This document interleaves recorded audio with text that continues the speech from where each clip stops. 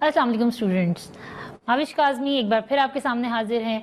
Students, हमने अपने previous lecture में 9th क्लास की केमिस्ट्री का फर्स्ट चैप्टर पढ़ा था, जिसमें हमने उसको कंप्लीट नहीं किया था, बल्कि हमने उसकी बेसिक डेफिनेशंस और एलिमेंट्स और वैलेंसीज को स्टडी किया था। अब हम उसी को रिज्यूम करेंगे। हम अब पढ़ने जाएंगे अपना नेक्स्ट टॉपिक, कंपाउंड्स। कंपाउंड्स क्या होते हैं स्टूडेंट्स? जब भी एलिमेंट्स, दो या दो से ज़्यादा एलिमेंट्स एक ख़ास मास की रेशो में कंबाइन करते हैं तो वो कंपाउंड बनाते हैं। इसकी एग्जांपल हम स्टूडेंट्स इस तरीके से देखेंगे कि जैसे कि कार्बन डाइऑक्साइड उस वक्त बनता है जब कार्बन और ऑक्सीजन एक फिक्स रेशो ऑफ मास में मिलते हैं। कार्बन का एटॉमिक मास स्टूडेंट्स 12 होता है और ऑक्सीजन का एटॉमिक मास 32 होता है। इसकी सिंपल रेशो 3:8 बनती है। तो जब भी कार्बन डाइऑक्साइड बनना होता है तो 3 कार्बन एंड 3 ऑक्सीजन ये कंबाइन करते हैं और एक कंपाउंड बन जाता है। इसी तरीके से पानी का एक मॉलिक्यूल बनाने के लिए हाइड्रोजन और ऑक्सीजन की मास की जो रेशो है वो 1:8 है। मतलब 1 रेशो हाइड्रोजन के साथ 8 रेशोज ऑक्सीजन मिलती है तो पानी का मॉलिक्यूल बनता है। स्टूडेंट्स, ये थी कंपाउंड की डेफिनेशन। अब हम देखेंगे टाइप्स ऑफ कंपाउंड, जिसमें हम देखते हैं आयनिक कंपाउंड्स और कोवलेंट कंपाउंड्स। आयनिक कंपाउंड्स क्या होते हैं? आयनिक कंपाउंड्स वही हैं जिनके दरमियान जो आयंस की वजह से बनते हैं और इनके दरमियान में इलेक्ट्रोस्टैटिक फोर्स ऑफ अट्रैक्शन होती है। लेकिन आयनिक कंपाउंड जो होते हैं स्टूडेंट्स, वो इंडिपेंडेंट मोलिकुलर फॉर्मूला नहीं रखते, इंडिपेंडेंट मॉलिक्यूलर फॉर्म में नहीं पाए जाते, बल्कि वो एक 3 डायमेंशनल क्रिस्टल लेटिस की फॉर्म में पाए जाते हैं, जिसमें हर आयन के इर्द गिर्द बाकी आयन्स होते हैं। मतलब एक आयन को उसके कोरिस्पॉन्डिंग दूसरे आयन्स ने सराउंड किया होता है। इस तरीके से एक बहुत जॉइंट स्ट्रक्चर बनता है आयनिक कंपाउंड का। लेकिन इसके बरक्स जो हमारे कोवलेंट कंपाउंड्स होते हैं वो मॉलिक्यूलर फॉर्म में पाए जाते हैं। उनके मॉलिक्यूल्स होते हैं और मॉलिक्यूल नंबर्स होता है कि एक जगह पर कितने मॉलिक्यूल्स प्रेजेंट हैं। लेकिन हम आयंस के केस में या हम आयनिक कंपाउंड के केस में ऐसा नहीं कह सकते कि इतने आयंस प्रेजेंट हैं, क्योंकि वो एक कॉम्प्लेक्स स्ट्रक्चर होता है। आयनिक कंपाउंड्स कॉम्प्लेक्स स्ट्रक्चर बनाते हैं स्टूडेंट्स, जबकि कोवलेंट कंपाउंड जो हैं उनके स्ट्रक्चर सिंपल होते हैं और मॉलिक्यूलर फॉर्म में होते हैं। हर मॉलिक्यूल का अपना डेफिनेट शेप स्ट्रक्चर है और बाकी मॉलिक्यूल्स के साथ वो इंटरेक्ट कर रहा है। इसकी एग्जांपल क्या है? जैसे कि वाटर का मॉलिक्यूल है, जैसे HCl है, सल्फ्यूरिक एसिड है, मीथेन है। ये वो कंपाउंड्स हैं जो कोवलेंट कंपाउंड हैं, जिनका एक ख़ास मॉलिक्यूल होता है और वो मॉलिक्यूल उस कंपाउंड को बिल्कुल सही रिप्रेजेंट कर रहा होता है। लेकिन आयनिक कंपाउंड की कोई केस में ऐसा नहीं है। यहाँ पर सोडियम क्लोराइड का जो फॉर्मूला लिखा है वो NaCl है। इस फॉर्मूले के हिसाब से स्टूडेंट्स यहाँ पर इसके स्ट्रक्चर में क्या होना चाहिए? एक सोडियम और एक क्लोरीन, लेकिन ऐसा नहीं होता स्टूडेंट्स। इसका जो स्ट्रक्चर है सोडियम क्लोराइड का वो क्रिस्टल लेटिस की फॉर्म में होता है, जिसमें हर सोडियम के इर्द गिर्द 6 क्लोराइड आयन पाए जाते हैं। तो आप देख रहे हैं कि जो सोडियम क्लोराइड है वो उसका मॉलिक्यूल जो है, उसका जो फॉर्मूला है वो उसको सही रिप्रेजेंट नहीं कर रहा। सोडियम क्लोराइड की हम बात कर रहे हैं कि ये इसका मॉलिक्यूलर फॉर्मूला है, जो देखने में लग रहा है कि एक सोडियम और एक क्लोराइड आयन के मिलने से बना है, लेकिन ऐसा है नहीं। क्योंकि जो सोडियम का स्ट्रक्चर है वो कुछ इस तरीके से है स्टूडेंट्स कि ये अगर एक क्रिस्टल में बनाऊं, इस क्रिस्टल में अगर यहाँ पर सोडियम है तो इसके इस साइड पर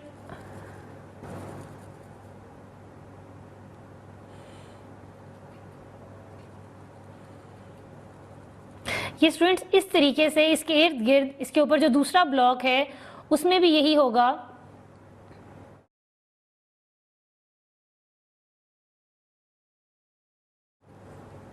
देखिए, ये जो सोडियम है इसके इर्द गिर्द इस तरह से क्लोरीन है। अब एक अगर ये सोडियम है तो इसके इर्द गिर्द ये सारे के सारे क्लोराइड आयन हैं। तो इस तरीके का स्ट्रक्चर होता है आयनिक कंपाउंड्स का, जिसमें एक आयन के इर्द गिर्द दूसरे आयन, नेगेटिव आयन प्रेजेंट होते हैं। तो इसका मतलब ये है कि आयनिक कंपाउंड जो हैं उनका फॉर्मूला जो हम लिखते हैं वो उनके कंपाउंड के स्ट्रक्चर को सही रिप्रेजेंट नहीं करता। आइए स्टूडेंट्स वापस चलते हैं अपनी स्लाइड्स की तरफ। अब हम बात करेंगे कुछ कॉमन कंपाउंड्स और उनके फॉर्मूलाज की। जैसे कि पानी है तो पानी का केमिकल फार्मूला क्या है जी? H2O।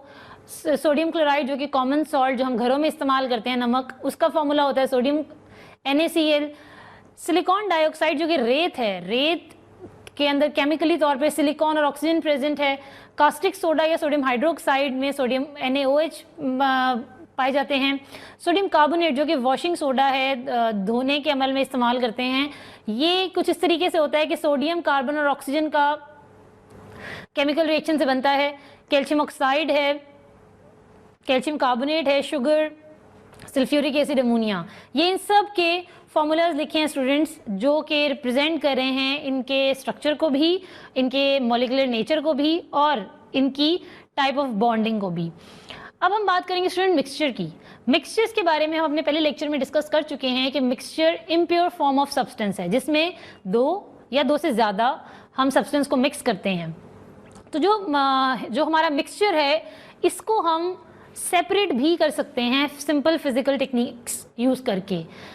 हमारा जो कंपाउंड होता है, जैसे कि पानी है जो हाइड्रोजन और ऑक्सीजन से मिला है, इसको अगर हम अपने जनरल जो मेथड हैं चीज़ों को सेपरेट करने के, उनसे करने की कोशिश करें तो ऐसा कुछ नहीं होगा। देखिए, अगर आप पानी और रेत को मिक्स करते हैं और उसको छान लेते हैं तो रेत ऊपर रह जाती है, पानी नीचे चला जाता है, तो मिक्सचर आपने सेपरेट कर लिया। लेकिन अगर खाली पानी है और उसको हम छानेंगे तो कुछ भी नहीं होगा, कपड़ा गीला हो जाएगा या जो आप मटेरियल इस्तेमाल कर रहे हैं वो वेट हो जाएगा और पानी नीचे एक्यूमुलेट हो जाएगा। मिक्सचर्स की दो टाइप्स होती हैं, होमोजेनस मिक्सचर या हेट्रोजेनस मिक्सचर। होमोजेनस मिक्सचर किसे कहते हैं और हेट्रोजेनस मिक्सचर किसे कहते हैं? सबसे पहली बात तो होमो का क्या मतलब है और हेट्रो का क्या मतलब है। स्टूडेंट्स, होमो का मतलब होता है सिमिलर और हेट्रो का मतलब होता है डिफरेंट। तो वो मिक्सचर जिनके अंदर मिलने वाली चीज़ें या जो चीज़ें हम मिक्स कर रहे हैं वो मिलकर यकजां हो जाएंगी और वो उनको आप डिस्टिंग्विश नहीं कर सकेंगे कि ये चीज़ अलग है, ये चीज़ अलग है। जैसे कि पानी के अंदर चीनी मिला दें आप, तो मिलाने के बाद, हल करने के बाद पानी बिल्कुल एक जैसा होता है, ट्रांसपेरेंट होता है। आप बता नहीं सकते कि चीनी का मॉलिक्यूल इधर बैठा हुआ है या इधर बैठा हुआ है। लेकिन अगर पानी के अंदर आप ऑयल डाल दें तो ऑयल नज़र आता है पानी के ऊपर बैठा हुआ, या नीचे चला जाए अगर तो नज़र आता है कि जी ये अलग पड़ा हुआ है, पानी अलग है। वो मिक्सचर्स जिसमें आप आइडेंटिफाई कर सकें दो मिलाने वाली चीज़ों को, उसे हम कहते हैं स्टूडेंट्स हेट्रोजेनस मिक्सचर, जैसे कि ऑयल एंड वाटर। और होमोजेनस जैसे सॉल्ट इन वाटर या शुगर इन वाटर के हम उनको पहचान नहीं सकते कि जी ये अलग चीज़ है और ये अलग चीज़ है। तो स्टूडेंट्स, अब हम बात करते हैं कि कंपाउंड और मिक्सचर का अगर हम कंपैरिजन करें या डिफरेंस देखें तो क्या, किस तरीके से हम उसको करेंगे। तो इसके लिए हम स्लाइड की तरफ चलते हैं स्टूडेंट्स। अगर कंपोजिशन के हिसाब से बात करें तो कंपाउंड के अंदर जो मिलने वाले एलिमेंट्स हैं वो फिक्स्ड रेशो बाय मास से मिलते हैं। जैसे कि हमने पानी के अंदर पढ़ा कि 1:8 होती है हाइड्रोजन और ऑक्सीजन की। लेकिन मिक्सचर के अंदर ऐसा कुछ नहीं होता, हम अपनी मर्जी के हिसाब से कोई भी मिक्सचर बना सकते हैं। तो वहाँ मास का एक जैसा होना या मैयड होना ज़रूरी नहीं है। मेल्टिंग और बॉइलिंग पॉइंट की बात करें तो कंपाउंड्स जो होते हैं उनके फिक्स मेल्टिंग और बॉइलिंग पॉइंट हैं। जैसे कि पानी का मेल्टिंग पॉइंट क्या है? 0 डिग्री सेंटीग्रेड है और बॉइलिंग पॉइंट 100 है। लेकिन यही पानी जब उसके अंदर आप कुछ मिक्स कर दें, नमक डाल दें या चीनी डाल दें और फिर उसको बॉयल करें तो वो जल्दी बॉयल हो जाता है, वो 100 पे बॉयल नहीं होता। क्यों? क्योंकि उसके अंदर अब आपने एक इम्प्योरिटी ऐड कर दी है जिसकी वजह से उसका बॉइलिंग पॉइंट जो है वो कम हो गया या उसका मेल्टिंग पॉइंट कम हो गया। इसके अलावा स्टूडेंट्स, प्रॉपर्टी की बात करते हैं। कंपाउंड्स जो होते हैं उनकी अपनी फिजिकल प्रॉपर्टी और केमिकल प्रॉपर्टी होती है जो कि उनके एलिमेंट से डिफरेंट होती है। इसकी एग्जांपल स्टूडेंट इस तरह से मैं दूंगी आपको कि हाइड्रोजन और ऑक्सीजन दो ऐसी गैसेज हैं जो हवा में पाई जाती हैं, लेकिन इन्हीं गैसेज से बनने वाला एक कंपाउंड जो कि पानी है वो किस फॉर्म में पाया जाता है? वो नेचुरली या नॉर्मल स्टेट में वो लिक्विड फॉर्म में पाया जाता है। तो इससे पता चला कि दोनों इंडिविजुअल एलिमेंट्स की प्रॉपर्टी और थी, जब वो इकट्ठे हुए तो जो बनने वाला रिजल्टेंट कंपाउंड है उसकी प्रॉपर्टीज और हैं। लेकिन मिक्सचर के केस में ऐसा नहीं होता। जो चीज़ें मिक्स हो रही हैं वो अपनी अपनी प्रॉपर्टीज रिटेन रखती हैं और वो शो करती हैं अपनी प्रॉपर्टी जब कभी उनका रिएक्शन कराया जाता है। अब सेपरेशन की अगर बात करें तो जो हमारे कंपाउंड्स हैं उनको हम सेपरेट नहीं कर सकते फिजिकल मींस से। फिजिकल मींस मतलब हम उनको डिस्टिलेशन, एवेपोरेशन, फिल्ट्रेशन से सेपरेट नहीं कर सकते। लेकिन मिक्सचर को हम जो हमारे फिजिकल मेथड हैं, फिल्ट्रेशन, एवेपोरेशन, इनसे हम उसको सेपरेट कर सकते हैं। तो स्टूडेंट्स, ये था एक छोटा सा कंपैरिजन जिसमें हमने कंपाउंड्स और मिक्सचर्स की बात की। अब हम नेक्स्ट बात करेंगे एलिमेंट्स की आइडेंटिफिकेशन की, कि हम कैसे पहचान सकते हैं कि कौन सा एलिमेंट कहाँ पर हो, क्या है, कौन सा एलिमेंट किससे, फ़र्क कैसे है, एलिमेंट्स में डिफरेंस हम किस तरह से देखेंगे। उसके लिए स्टूडेंट्स हम ने अपने पिछले चैप्टर में बात की थी कि हर एलिमेंट जो है वो एक ख़ास तरह के एटम से बना होता है, और हर ख़ास एटम जो है उसके अंदर ख़ास नंबर ऑफ प्रोटॉन, इलेक्ट्रॉन और न्यूट्रॉन होते हैं। जो एटम हाइड्रोजन का है उसके अंदर electron, proton, neutron particle same है, पार्टिकल फ़र्क नहीं है, लेकिन उनका नंबर मुख्तलिफ है, उनकी तादाद मुख्तलिफ है। हाइड्रोजन के अंदर के एटम के अंदर एक प्रोटॉन एक न्यूट्रॉन होता है, लेकिन अगर हीलियम की बात करें तो हीलियम के अंदर 2 इलेक्ट्रॉन, 2 प्रोटॉन और 2 न्यूट्रॉन होते हैं। तो ये चीज़ के पार्टिकल्स एक जैसे हैं, लेकिन उनका नंबर, उनकी तादाद मुख्तलिफ होने से एटम्स जो हैं वो मुख्तलिफ होते चले जाते हैं। तो हम उनको पहचानते कैसे हैं? ये जो 3 पार्टिकल्स मैंने आपको बताए अभी, इलेक्ट्रॉन, प्रोटॉन और न्यूट्रॉन, स्टूडेंट्स, इनमें जो प्रोटॉन है उसका नंबर हर एलिमेंट के अंदर मुख्तलिफ होता जाता है। स्टूडेंट्स, एटम्स के अंदर जो प्रोटॉन का नंबर है वो हर सीक्वेंस में होता है, मतलब कोई एक ऐसा एटम होगा जिसके अंदर एक प्रोटॉन होगा, कोई एक ऐसा एटम भी होगा जिसके अंदर 2 प्रोटॉन्स होंगे, कोई ऐसा भी होगा जिसमें 3 होगा। तो ये जो प्रोटॉन का नंबर है, अगर हम जितने भी नेचर में या सिंथेटिकली आर्टिफिशियली डेवलप्ड एलिमेंट्स की बात करें, तो अगर हम उनको अरेंज करने की कोशिश करें तो हम देखते हैं कि प्रोटॉन का नंबर एक ऐसा नंबर है जो सीक्वेंस में बढ़ता चला जाता है। तो हम प्रोटॉन के नंबर को एज ए आइडेंटिफिकेशन नंबर ले लेते हैं और हम उसको टर्म देते हैं एटॉमिक नंबर की। तो हर एटम का जो प्रोटॉन नंबर है वही उसका एटॉमिक नंबर कहलाता है और वही उसकी पहचान भी होता है। इसकी एग्जांपल को देखते हैं स्टूडेंट। ये देखें, हाइड्रोजन एटम के अंदर सिर्फ एक प्रोटॉन है तो उसका प्रोटॉन नंबर या उसका एटॉमिक नंबर 1 हो गया।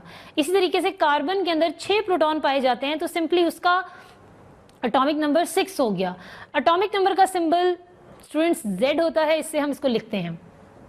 अब अगली क्वांटिटी की बात करते हैं। एटम के न्यूक्लियस में प्रोटॉन के साथ साथ एक और एलिमेंट भी, एक और पार्टिकल भी पाया जाता है जिसको हम कहते हैं न्यूट्रॉन। तो जब प्रोटॉन और न्यूट्रॉन दोनों को कंबाइन करेंगे, दोनों की तादाद को जमा करेंगे, तो जो नंबर बनेगा उस नंबर को हम कहते हैं मास नंबर।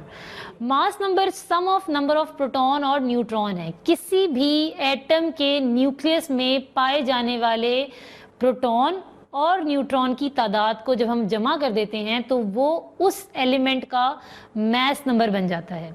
इसकी एग्जांपल क्या है स्टूडेंट्स?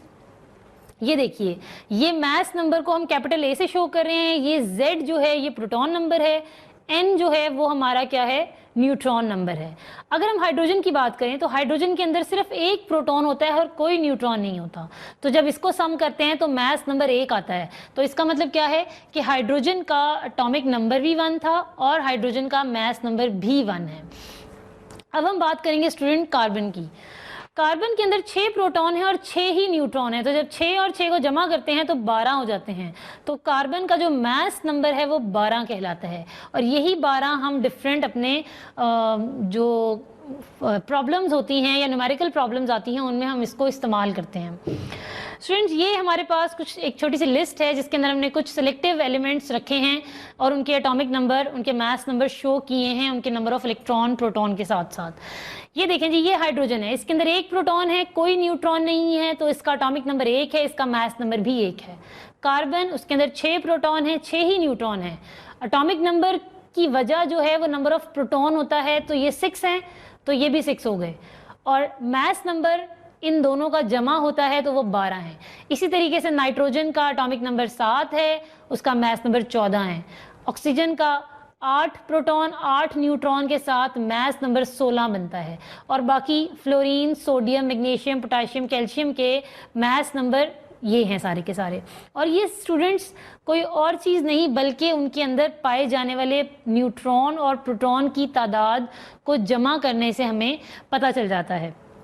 मैं आपको यहाँ भी एक एडवाइस दूंगी कि आप एटलीस्ट पहले 20 पीरियोडिक टेबल में जो पहले 20 एलिमेंट्स हैं उनको सीक्वेंस वाइज याद करें, उनके एटॉमिक नंबर याद करें, उनके मास नंबर याद करें।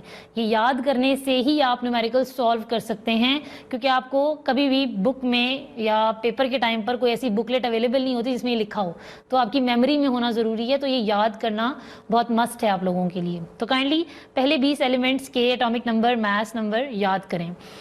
अब ये देखिए एग्जाम्पल, हम यहाँ पे बात करते हैं एग्जाम्पल की। हमारे पास एक एटम है जिसका एटॉमिक मास जो है वो 238 है और उसका एटॉमिक नंबर 98 है, और हमें पता करना है कि उसके अंदर कितने प्रोटॉन और कितने न्यूट्रॉन हैं। देखिए एटॉमिक नंबर अगर आपको याद है, एटॉमिक नंबर एक्चुअली में नंबर ऑफ प्रोटॉन ही होता है, तो जो एटॉमिक नंबर है वही उसका नंबर ऑफ प्रोटॉन है। लेकिन न्यूट्रॉन का नंबर निकालने के लिए हमें इस मास नंबर में से प्रोटॉन को माइनस करना पड़ेगा। तो जब हमने मास नंबर में से प्रोटॉन को माइनस किया तो हमारा आंसर ये आ रहा है। तो ये 146 न्यूट्रॉन होंगे हमारे इस एटम में जिसका मास 238 और जिसका एटॉमिक नंबर 92 है। लेकिन यूनिट्स क्या होंगे? मास के यूनिट तो होते हैं किलोग्राम, लेकिन चूंकि एटम बहुत छोटा है तो किलोग्राम तो एक बहुत बड़ी क्वांटिटी के लिए होता है, तो हम यूनिट भी चेंज देखेंगे। और वो यूनिट क्या कहलाते हैं? वो कहलाते हैं एटॉमिक मास यूनिट। एटम के छोटे होने की वजह से हम किलोग्राम या ग्राम नहीं इस्तेमाल करते, बल्कि हम एटॉमिक मास यूनिट को इस्तेमाल करते हैं। तो students carbon 12 as a standard है, उसके मास का जब आप 1/12 लेते हैं तो 1 यूनिट कहलाता है वो। इस यूनिट को हम एटॉमिक मास यूनिट कह देते हैं। और ये एटॉमिक मास यूनिट अगर हम ग्राम में एक्सप्रेस करें तो देखें कितनी छोटी क्वांटिटी निकलती है। इसका मतलब क्या है कि 1 AMU जो है वो बहुत छोटी क्वांटिटी है इन टर्म्स ऑफ ग्राम। अब अगर students mass of proton, neutron, electron देखें, प्रोटॉन का मास होता है 1.0073 AMU। ये AMU जब हम इसको ग्राम में रिप्रेजेंट करते हैं तो ये 1.672 इंटू 10 पावर -24 बनता है। -24 is a very less value. इसी तरीके से न्यूट्रॉन का भी वही है -24 और प्रोटॉन का -28। तो ये देखें कि ग्राम में कितने छोटे छोटे मास आ रहे हैं इन पार्टिकल्स के, इसीलिए हम उनको AMU में कंसिडर करते हैं। और हमारे पीरियोडिक टेबल में भी जो मैसेज दिए हैं एलिमेंट्स के वो AMU में ही हैं। अब हम बात करेंगे स्टूडेंट्स केमिकल फॉर्मूले की, कि हम जो कंपाउंड्स की बात कर रहे हैं वो कंपाउंड्स के फॉर्मूले किस तरीके से हम देखते हैं। दो तरह के फॉर्मूले होते हैं, एक होता है एम्पिरिकल फार्मूला, एक होता है मॉलिक्यूलर फार्मूला। सबसे पहले हम डिस्कस करेंगे स्टूडेंट्स एम्पिरिकल फार्मूले को। एम्पिरिकल फार्मूला हमें किसी भी कंपाउंड के अंदर मौजूद एटम्स की सिंपल रेशो बताता है, सिंपल होल नंबर रेशो। किसी भी कंपाउंड में मौजूद एलिमेंट्स की whole number ratio empirical formula बताता है हमें, और इससे हमें पता चलता है कि परसेंटेज कितनी पाई जाती है एक कंपाउंड के अंदर उसके रिस्पेक्टिव एलिमेंट्स की। जबकि जो मॉलिक्यूलर फार्मूला है वो हमें एक्चुअल नंबर ऑफ एटम्स बताता है किसी भी मॉलिक्यूल के अंदर। और मॉलिक्यूलर फार्मूला स्टूडेंट्स हमेशा एम्पिरिकल फार्मूले से ही ड्राइव करते हैं। एम्पिरिकल फार्मूले को n नंबर से मल्टीप्लाई करेंगे तो मॉलिक्यूलर फार्मूला हो जाएगा, और n नंबर जो है वो 1, 2, 3 कुछ भी हो सकता है। तो फार्मूलाज लिखने के हमारे पास दो तरीके हैं, जिसमें एक एम्पिरिकल फार्मूला है और एक मॉलिक्यूलर फार्मूला है। ये देखिए स्टूडेंट्स एग्जांपल अब मैं आपके साथ डिस्कस करूंगी। ये हाइड्रोजन पेरोक्साइड है, एक कंपाउंड है ये हाइड्रोजन और ऑक्सीजन का। इसका एम्पिरिकल फार्मूला बताता है कि इसके अंदर हाइड्रोजन और ऑक्सीजन की 1:1 है, और इसका फार्मूला बताता है कि इसके अंदर एक्चुअल नंबर ऑफ एटम्स कितने हैं इन दोनों एलिमेंट्स के। तो हाइड्रोजन पेरोक्साइड इज H2O2। तो ये जो मॉलिक्यूलर फार्मूला है ये हमें एग्जैक्टली बता रहा है कि हाइड्रोजन पेरोक्साइड क्या है। बेंजीन, इसका एम्पिरिकल फार्मूला CH होता है और इसका सही मॉलिक्यूलर फार्मूला C6H6 होता है। ग्लूकोज का एम्पिरिकल फार्मूला CH2O है, जो बता रहा है कि कार्बन की 1 रेशो है, हाइड्रोजन की 2 रेशो है और ऑक्सीजन की भी 1 रेशो है। और ये हमारे पास इसका एक्चुअल फार्मूला है जो कि हमारा मॉलिक्यूलर फार्मूला है।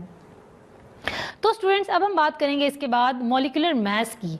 जिस तरह एटम का एक मास होता है, इसी तरह जब एटम मिलते हैं तो जो मॉलिक्यूल बनता है उसका भी मास होता है। तो किसी भी मॉलिक्यूल के अंदर जो एटम्स किसी भी एलिमेंट के इकट्ठे हो रहे हैं उनके मैसेज को जमा करके हम निकालते हैं मॉलिक्यूलर मास। फॉर एग्जांपल जैसे कि क्लोरीन है। अब स्टूडेंट्स क्लोरीन का एटॉमिक मास होता है 35.5। जब दो 35.5 को जमा करेंगे तो 71 आंसर आता है। तो क्लोरीन गैस का मॉलिक्यूलर मास क्या होता है 71। इसी तरीके से पानी का मॉलिक्यूलर मास होता है 18 AMU और कार्बन डाइऑक्साइड का क्या होता है 44 AMU। इसको निकालते किस तरह से स्टूडेंट्स, आइए मैं आपको बोर्ड पर समझाती हूँ कि हम किस तरीके से इसको निकालते हैं। कार्बन डाइऑक्साइड का मॉलिक्यूलर मास निकालने के लिए हमें पता होना चाहिए कि कार्बन का एटॉमिक मास कितना है। कार्बन का एटॉमिक मास 12 है और यहाँ कार्बन का स्टूडेंट सिर्फ एक एटम पाया जाता है, तो हम 12 को 1 से मल्टीप्लाई कर देंगे, प्लस ऑक्सीजन के यहाँ ऑक्सीजन के यहाँ 2 एटम्स पाए जाते हैं, उन 2 एटम्स को हम ऑक्सीजन के एटॉमिक मास से मल्टीप्लाई कर देंगे जो कि है 16। तो जब हम इस तरह से करेंगे तो 12 1 12 एंड 16 2 32। जब इसको प्लस करेंगे तो हमारे पास आंसर आएगा 44 AMU। तो स्टूडेंट्स बहुत आसान तरीका है हमारे पास मॉलिक्यूलर फॉर्मूला निकालने, मॉलिक्यूलर मास को फाइंड आउट करने का। आइए अब हम अपने अगले फॉर्मूले की तरफ चलते हैं। इसके बाद हम बात करेंगे स्टूडेंट्स कुछ केमिकल स्पीशीज़ की। इसके बारे में हम जब से हमने अपना चैप्टर शुरू किया है हम बार बार बात करें आइंस की कि एलिमेंट जो हैं वो इलेक्ट्रॉन देते हैं लेते हैं, तो जब वो इलेक्ट्रॉन का लेन देन कर रहे हैं तो उस दौरान वो एटम नहीं कहलाते स्टूडेंट्स, बल्कि वो उस दौरान आइन कहलाते हैं। तो आइन हमारे पास कोई इस तरह के एटम या ग्रुप ऑफ एटम्स होते हैं जिनके ऊपर कोई ना कोई चार्ज पाया जाता है, पॉजिटिव चार्ज हो जाए या फिर नेगेटिव चार्ज हो जाए। और स्टूडेंट्स इन्हीं पॉजिटिव और नेगेटिव चार्ज की वजह से हम उनको केटाइंस या एनाइंस कहते हैं।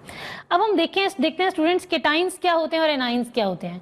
देखिए केटाइंस वो आइंस हैं जिनके ऊपर प्लस चार्ज है, और ये केटाइंस बनते कैसे हैं, जब कोई एलिमेंट का एटम अपने इलेक्ट्रॉन लूज कर देता है। जब कोई एलिमेंट अपने इलेक्ट्रॉन लूज करेगा तो उसके ऊपर प्लस चार्ज आ जाएगा, जैसे कि सोडियम और पोटाशियम के केस में है। और जब कोई एटम इलेक्ट्रॉन्स गेन करेगा तो उसके ऊपर नेगेटिव चार्ज आ जाएगा और वो एनाइन कहलाएगा। और उसका कुछ इस तरीके से एक्सप्रेशन होगा, क्लोरीन चूंकि एक इलेक्ट्रॉन एक्सेप्ट करता है तो माइनस का साइन आता है सिर्फ, और ऑक्सीजन चूंकि 2 इलेक्ट्रॉन रिसीव करता है तो उसके ऊपर -2 का चार्ज आ जाता है। ये कुछ केटाइंस और एनाइंस हैं। इसके बाद स्टूडेंट्स हम बात करेंगे मॉलिक्यूलर आइंस की। मॉलिक्यूलर आइंस वही होते हैं कि जब मॉलिक्यूल की फॉर्म में इलेक्ट्रॉन रिलीज हो जाएं या गेन हो जाएं।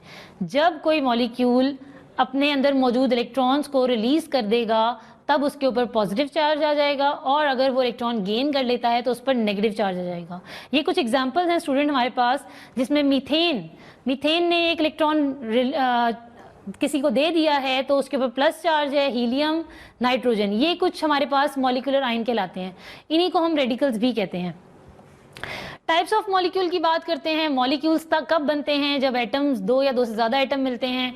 मिलने वाले एटम अगर एक सिंगल एटम ही एज अ मॉलिक्यूल बिहेव करे तो हम उसको मोनो एटॉमिक मॉलिक्यूल कहते हैं, जैसे कि इनर्ट गैसेस की केस में हीलियम, नियॉन, आर्गॉन, ये इनका एटम जो है, इनका सिंगल एटम जो है वो एज अ मॉलिक्यूल बिहेव करता है तो इनको मोनो एटॉमिक कहते हैं।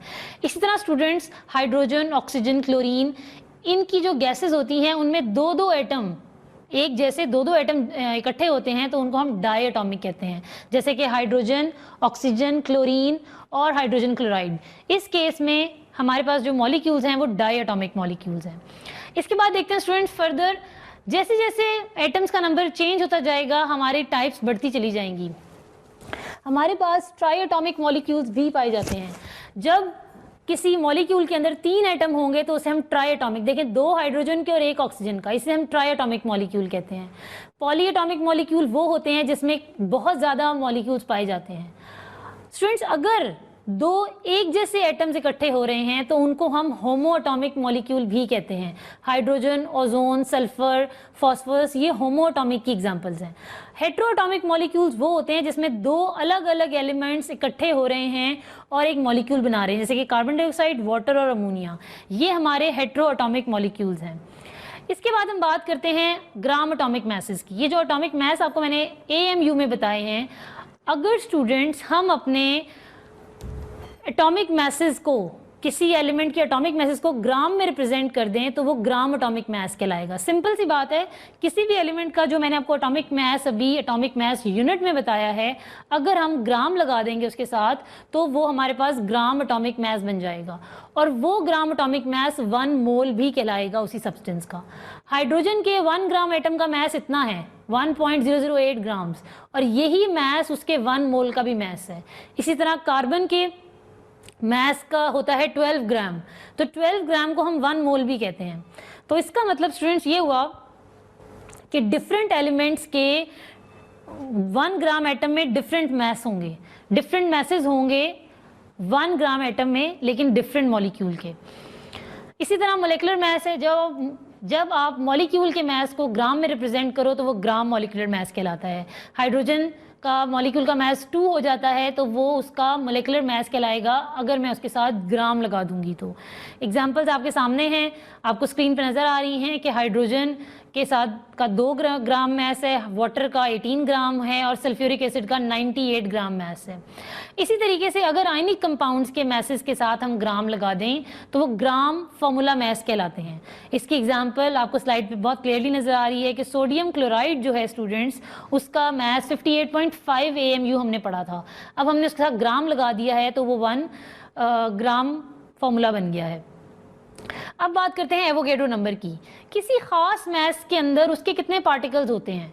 मतलब हमने कहा कि हाइड्रोजन का मास है 1.008 ग्राम।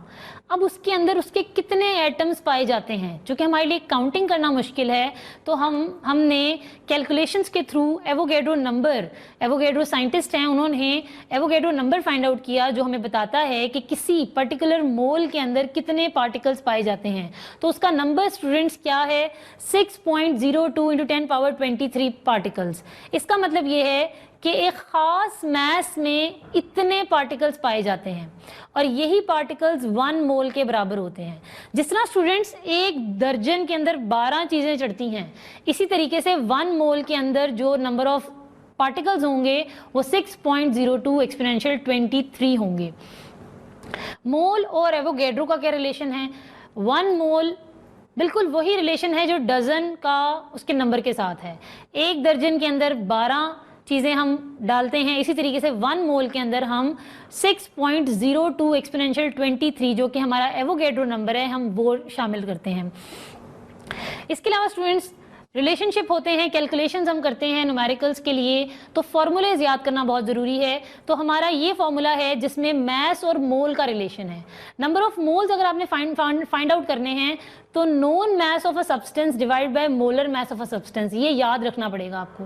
एग्जाम्पल देखते हैं, कार्बन के 9 ग्राम है आपके पास, इस 9 ग्राम में कितने नंबर ऑफ मोल्स होंगे?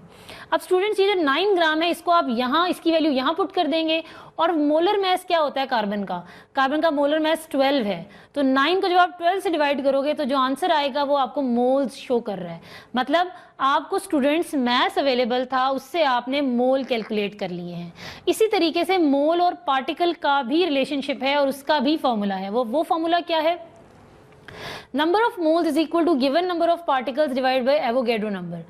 जब आपके पास किसी भी एलिमेंट के पार्टिकल्स अवेलेबल होंगे उसको एवोगैड्रो नंबर से डिवाइड करेंगे तो नंबर ऑफ मोल्स आपके पास आ जाएंगे। ये एक एग्जांपल है जिसमें कार्बन डाइऑक्साइड के इतने पार्टिकल्स प्रेजेंट हैं और हमें नंबर ऑफ मोल्स कैलकुलेट करने हैं। तो हमने क्या किया है, सिंपली इस वैल्यू को डिवाइड कर दिया है एवोगैड्रो नंबर से और हमारे पास जो हमारा आंसर आया है वो हमें मोल्स शो कर रहा है।